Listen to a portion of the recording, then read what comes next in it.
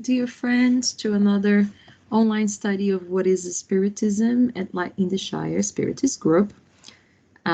We continue tonight with the study of this book. We are now on chapter 2, and we're going through tonight the characteristics of mediums. So we're going to be reviewing pages 179 to 184. And my name is Fran, for those who I haven't met.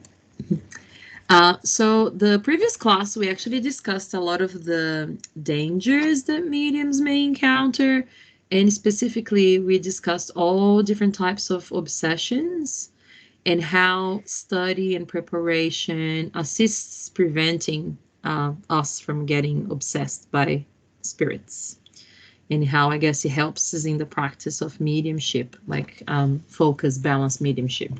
That's what we're talking about. And in this class tonight, we're going to be talking a little bit more about the characteristics of mediums. So we start with page 79. Oh, sorry, page 179. We actually start with item 79.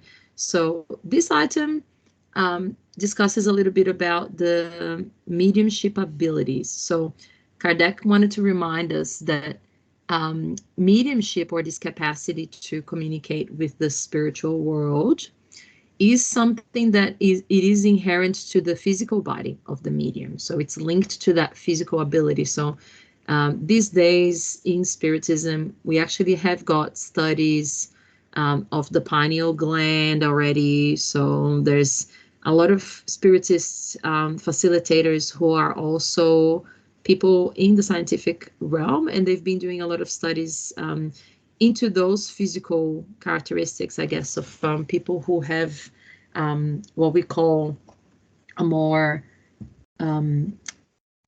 evident mediumship capacity. So people who can, perceive the spirits, perceive the spiritual world, see or hear or talk to spirits a little bit more openly.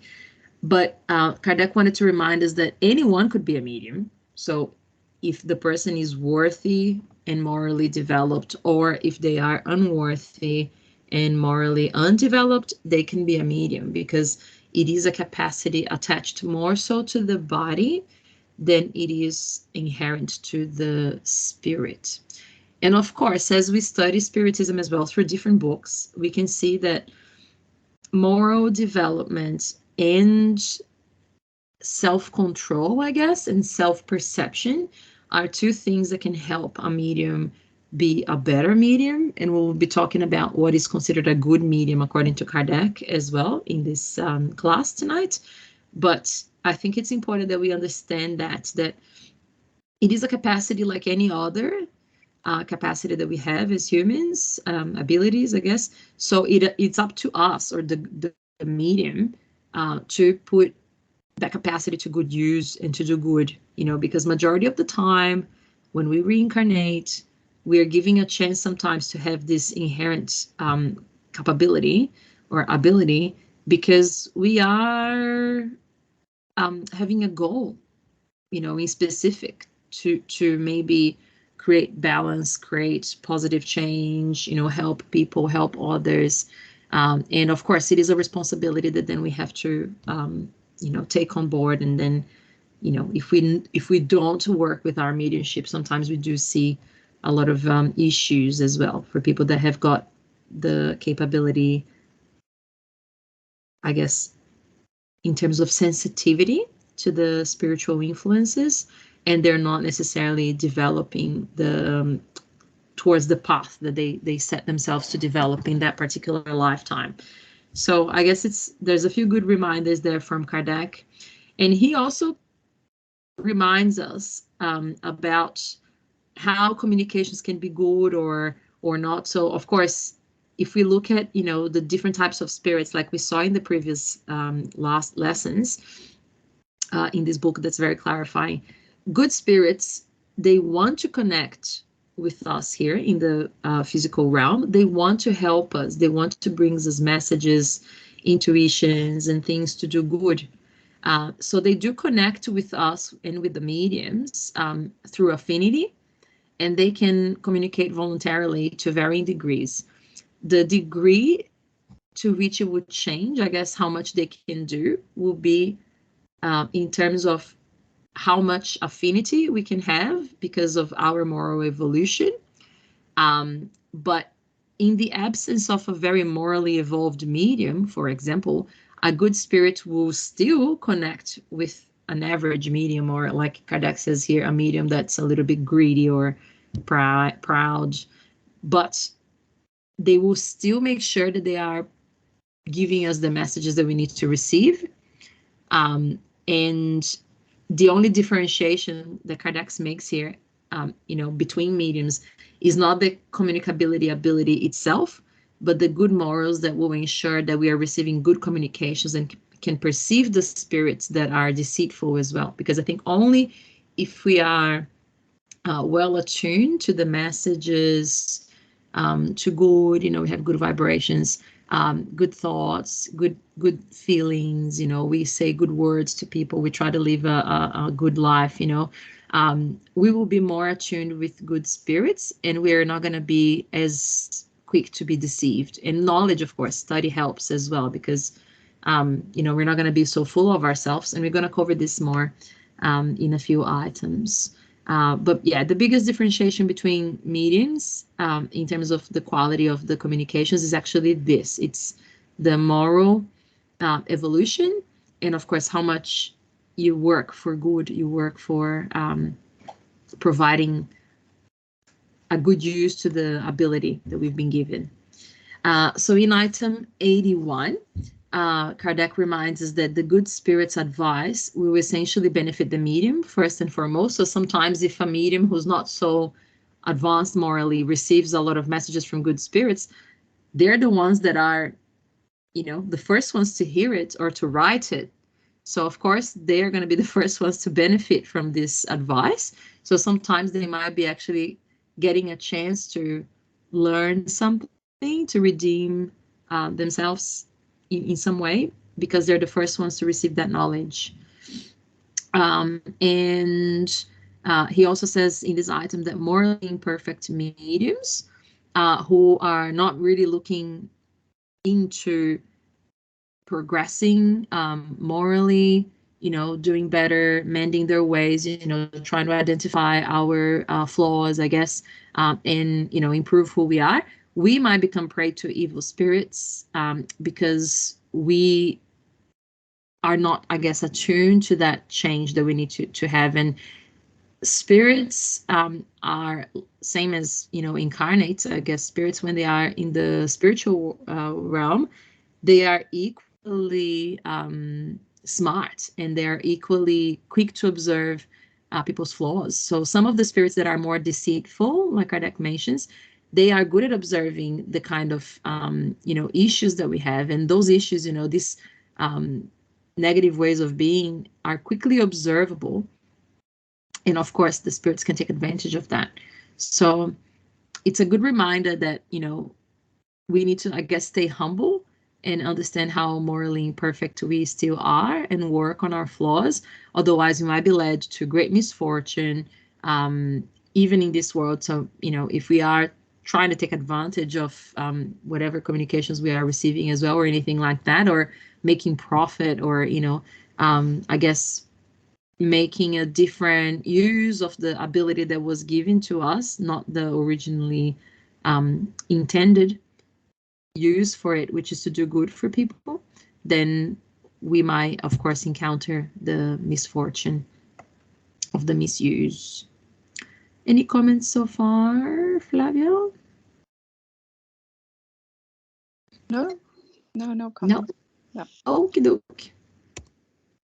Okay, so in item 82, Kardec also reminds us that even the most deserving mediums are not exempt from manifestations by deceitful spirits. These can be powerful lessons. So, of patience and perseverance. One thing that came to mind when I was reading this was that event that happened with Chico Xavier when, he was one of the most, I guess, popular mediums that we had in Spiritism in Brazil, because of his humble presentation and the quality of the communications that he produced.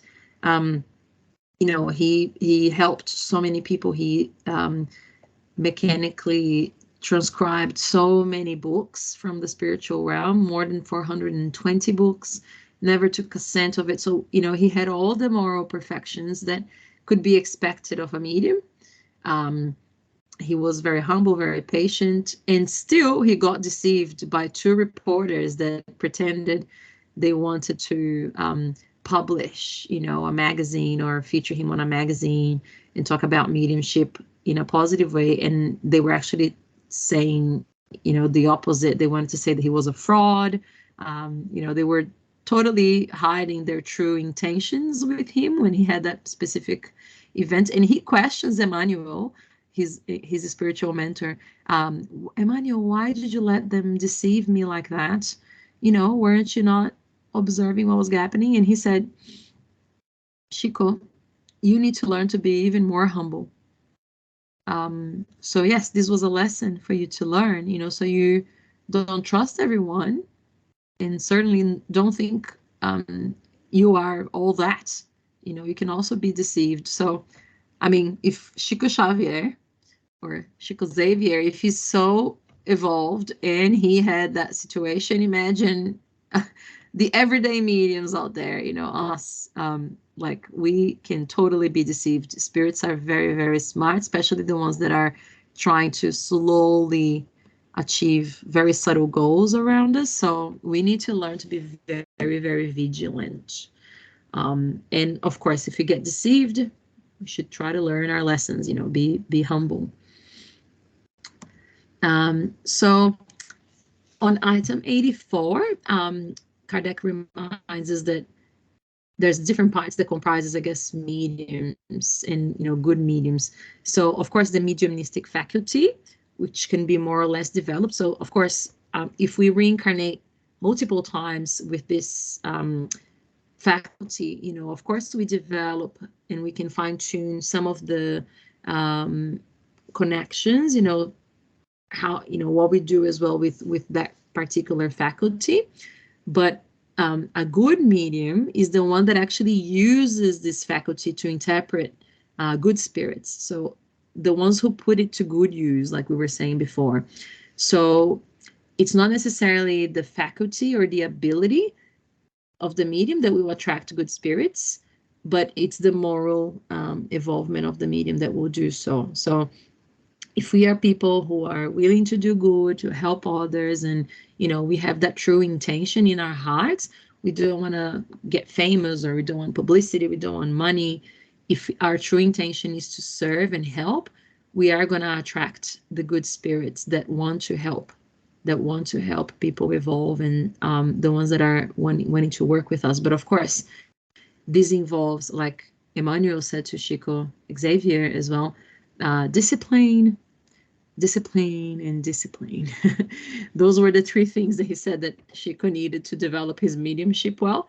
So discipline is essential because we need to have the discipline of our minds, the discipline of our habits, the discipline of, you know, our time and dedication. So the more we actually do have the intention to help others, and we make time for that, and we are disciplined, the more the good spirits will then entrust us with the I guess, inspirations, or giving direct messages if that's what we need, etc., etc.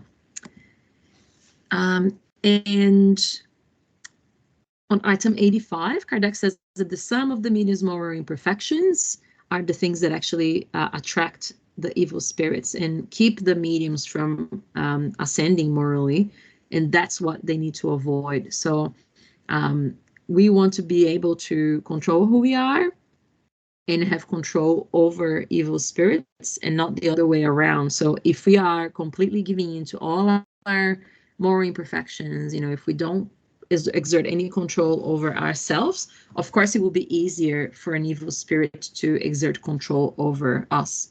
So he says here, like everyone else, not just mediums that are aware of their mediumship, we can be influenced by spirits based on these moral imperfections, first and foremost. And in the last class, that's what we discussed as well, how obsessions can take place with anyone, and it can be any level of obsession. So we just have to be always careful, what kind of thoughts we have, what kind of actions we have, what are the themes of our lives, what are our values, and are we exerting control over our moral imperfections or not? Because if we are always giving in, it's very easy for spirits to exert some control over us, based on our similarities. And yeah, he reminds us again on item 86, evil spirits know how to skillfully exploit our moral defects. So he also mentions that pride is the biggest moral flaw that gives access to spirits for obsessions, for deceitful communications, because they will try to massage our egos and say how great we are, and sometimes it's the same spirit that wants to come and give us the messages. They almost monopolize the medium, and make them feel like they are so special. And that's what fascination is, like we mentioned. So they will not listen to their friends or to anyone who's potentially giving them advice, and maybe a warning as to, oh, maybe that communication wasn't from a very good spirit.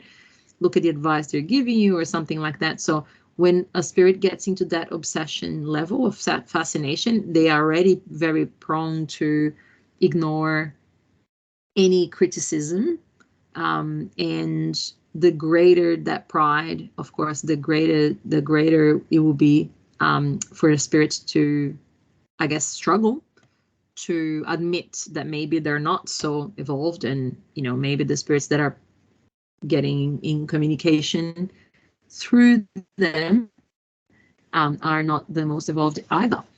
So we just have to be careful. And he reminds us again on item 87 that imperfect mediums will pride themselves by the popular people that might communicate through them, which of course a lot of the time it can be a deceitful spirit, and they might say, I'm Napoleon, or I'm whatever, Madre Teresa, and they'll be like, oh, so proud of themselves. And a good medium will actually never feel worthy of being the communicator between a very high spirit and the community, or whatever mean that they have, I guess, to pass on messages. So they're actually gonna always distrust the messages that they receive at first. They will always doubt it, and they will be humble, I guess, and they will not trust their own judgment. They might ask for other people opinion, or to double check, what is it that was communicated here. So again, it's just a humbleness that we need to develop, of thinking we're not that perfect. We have a lot to improve in getting each other's inputs. So it's very important that we do this.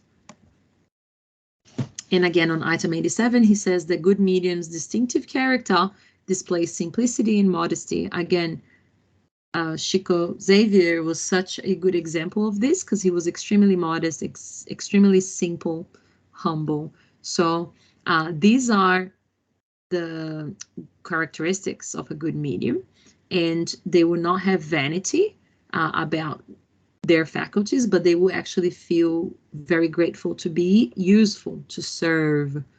So, it's all about helping others and serving, really, if you think about the purpose of mediumship. And they're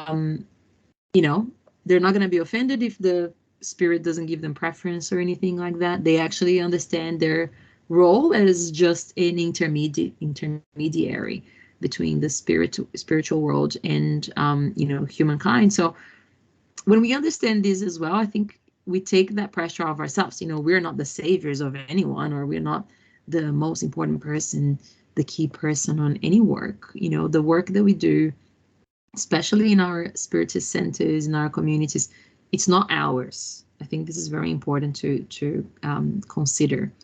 It's not ours. It's from the spiritual world to the communities, and there's always going to be someone else able to do the work that we intended to do, especially if we're going to fail the mission that we got assigned to do. So we need to understand that, that we're just tiny, tiny, tiny beings compared to the evolved spirits that are out there. And yes, the mediumistic faculty is a gift from God. We have to see it as that. And as everything else that we have, as all other faculties that we have, we are meant to use them for good, for doing good, to serve. So mediumship is no different. Its purpose is to put us in direct communication with the souls of those who have lived, those who can bring teachings and can help us understand our future life, can help us live better lives. So it is actually a huge gift, but it is also a responsibility. So he reminds us here, Kardec, that if we employ it for useful purposes, we are going to be advancing ourselves. We're fulfilling our true mission.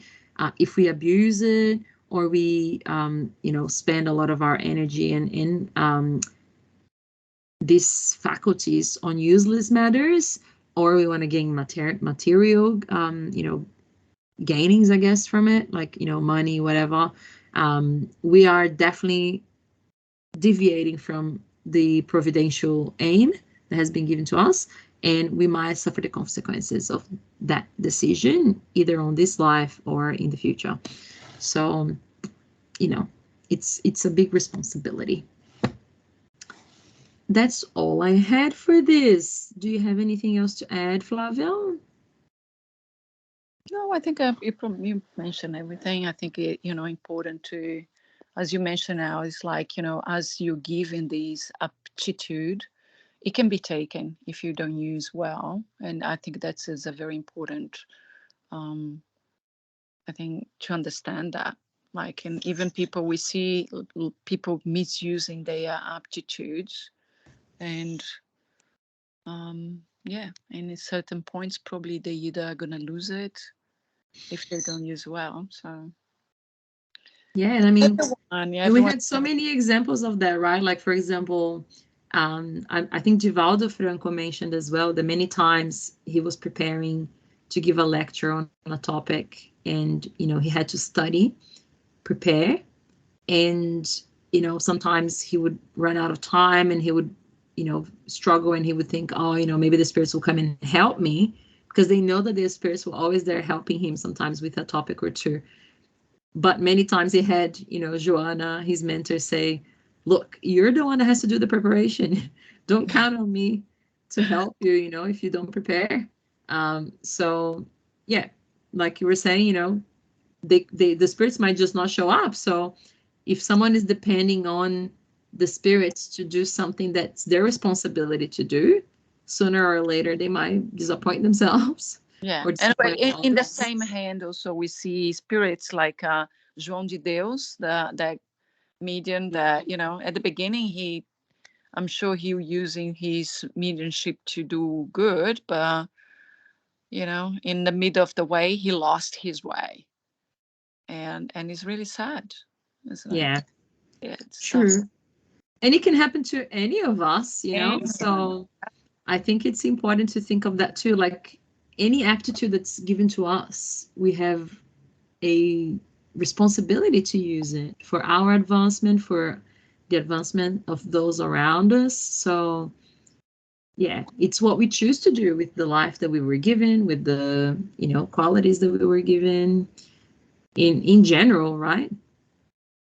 But in mediumship, yes, and anyone who has got the responsibility with the knowledge, I think we have a privilege. Let's put it that way. As long as they use well, right? Yeah, so it is a privilege, but it has to be well used. Yeah, otherwise it can become a curse. So, but God is merciful. So sometimes if we fail in one life, yeah, if we fail, there's always another chance. Yeah. But we should try not to abuse our. Yeah, and it's like the making the comments like is so many stories also we hear that like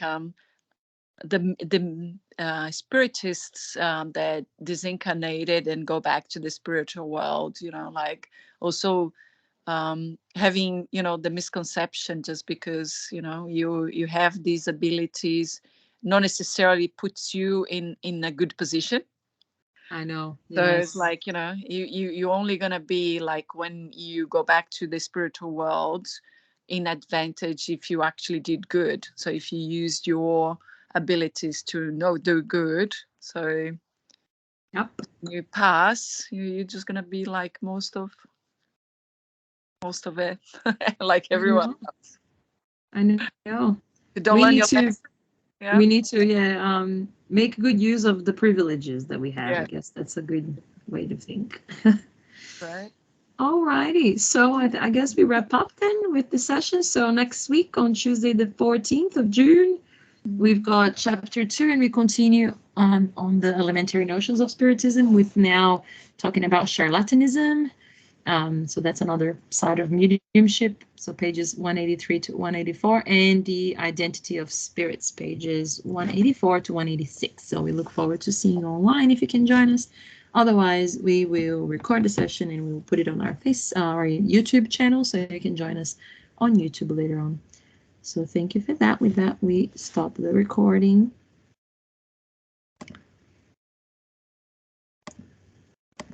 And we look forward to seeing you soon. Thank you.